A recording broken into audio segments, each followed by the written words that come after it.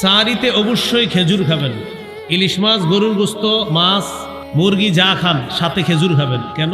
ক্বালা রাসূলুল্লাহ সাল্লাল্লাহু আলাইহি ওয়াসাল্লাম নি'মা সাহুরুল মুমিনি আত-তাম।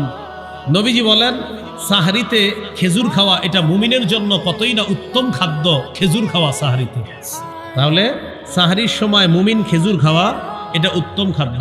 এমনিও প্রতিদিন সকালবেলা 7টা খেজুর খাওয়ার চেষ্টা করবেন। এমনি নরমালি প্রতিদিন 7টা খেজুর খাবেন সকালে, যদি পারেন আজওয়া খেজুর 7টা খাবেন সকালে। লা ইয়াদুররুহু সুম্মুন, আজওয়া খেজুর যদি 7টা খান, বিষও যদি আপনার পেটে কেউ দেয়, বিষও আপনার ক্ষতি করবে না। আবার আপনি খায়েন না বিষ, মানে এটা একটা গুরুত্ব বুঝাইলো হাদিসের মধ্যে। আপনি খেজুর 7টা খায়া আবার বিষ খায়েন না। তো বলছিলাম নিয়মিত খেজুর খাবেন।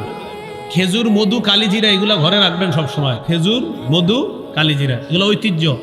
বাচ্চাকে যতটুকু পারেন নিয়মিত একটু একটু খেজুর খাওয়াবেন সন্তানদেরকে।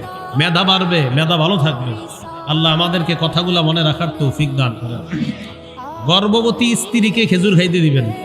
দেখেন ঈসা আলাইহিস সালাতু ওয়াস সালামের আম্মা মারিয়াম তিনি যখন গর্ভবতী হলেন, আল্লাহ তাআলা তাকে এক গাছের নিচে বসায়া দিলেন।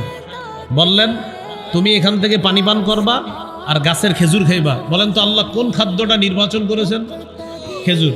তাহলে খেজুর কত খাদ্য ছিল, কিন্তু আল্লাহ কোন খাদ্য নির্বাচন করছে? খেজুর। এখান থেকে বোঝা যায় গর্ভবতী নারী যারা তাদেরকে খেজুর দিবেন। এরা খায় তেঁতুল, পরে মেধা নষ্ট হয় বাচ্চার। হ্যাঁ, তেঁতুল খাইলে তো মেধাই নষ্ট হবে। খাবেন খেজুর, মেধা বাড়বে। সন্তান আপনার স্ত্রীর পেটে থাকলে তেঁতুল খাইতে দিবেন না, খেজুর খাইতে দিবেন। আল্লাহ কথাগুলো গুরুত্ব সহকারে মনে রাখার তৌফিক দান করেন।